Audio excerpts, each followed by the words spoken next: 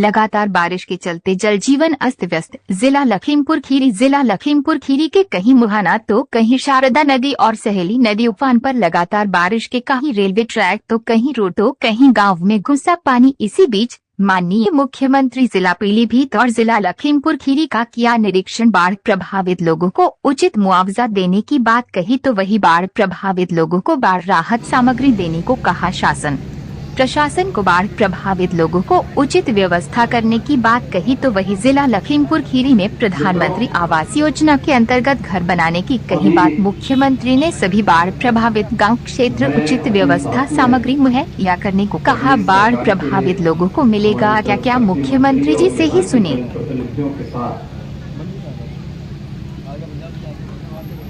पहले मैंने सुबह पीलीभीत और इस समय लखीमपुर खीरी हम लोग सर्वे करते हुए बाढ़ प्रभावित क्षेत्रों का निरीक्षण करते हुए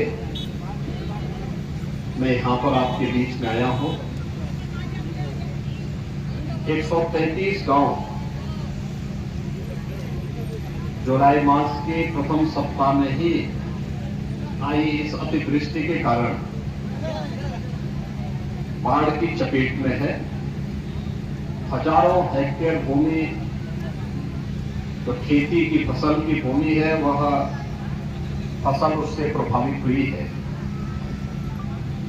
बाढ़ से बचाव के लिए जनप्रतिनिधिगण और स्थानीय प्रशासन यहां पर अभी से पूरी तैयारी के साथ लगा हुआ है। आपने शारदा बैराज के पास और अन्य क्षेत्रों में भी देखा होगा कि समय पर बाढ़ बचाव के उपाय करने के कारण बहुत सारी जगह में अचानक आई इस बाढ़ के कारण जनधन की बड़ी हानि को रोकने में मदद मिली। आपके जो विधायकगण हैं, जनप्रतिनिधिगण हैं, इनके द्वारा जो प्रयास समय पे किया गया था, आज उसका परिणाम है कि बड़ी आबादी को हम लोगों ने इससे बचाने में मदद की। लेकिन नेपाल और उत्तराखंड से काफी बड़े पैमाने पर पानी छोड़ने के कारण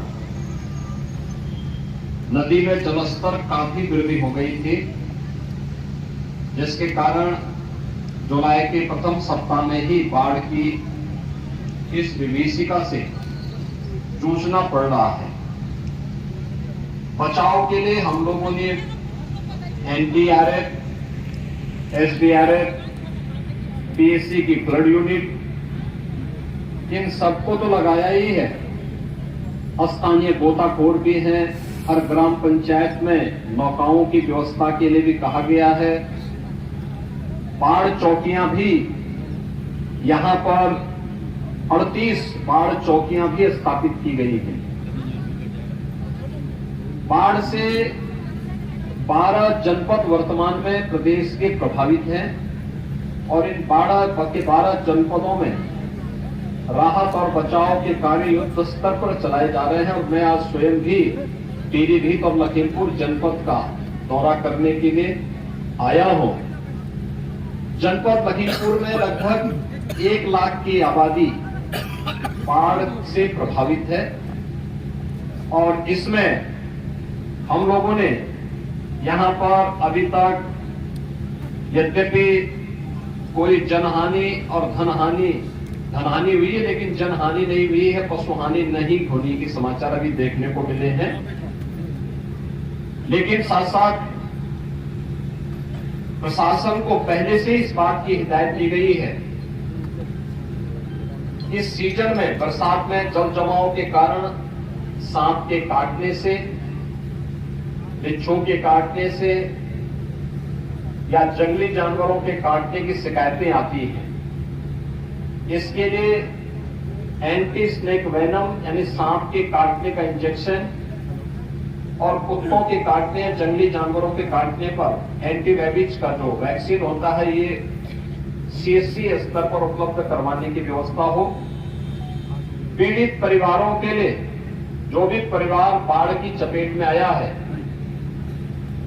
ये व्यवस्था की गई है कि उन्हें पर्याप्त मात्रा में राहत सामग्री मिले, जिसमें लाई है 5 किलो, भुना चना है 2 किलो, 1 किलो गुड़,